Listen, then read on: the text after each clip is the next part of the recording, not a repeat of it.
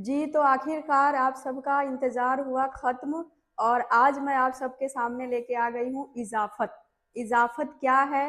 ये आप सबको जानने का बहुत ज़्यादा वो था, इंटरेस्ट था कि हम जानेंगे इज़ाफ़त के बारे में, इज़ाफ़त किसको कहा जाता है, ये क्या होता है? तो चलिए आज मैं उसके बारे में आप सबको पढ़ाने जा रही हूँ, ठीक है? तो देखिए, इज़ाफ़त कैसा होता है पहले तो मैं वो लिख देती हूँ। इज़ाफ़त, अब इज़ाफ़त देखिए एक निशान होता है, ठीक है?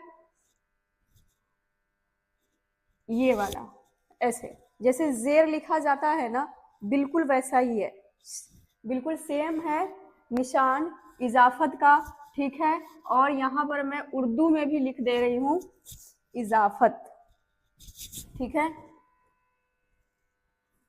और इज़ाफ़त देखिएगा यहाँ पर ज़ पर बिंदी के लिए इज़ाफ़त लिखने के लिए इस्तेमाल किया जाता है ज़ुआद, इज़ाफ़त, फे और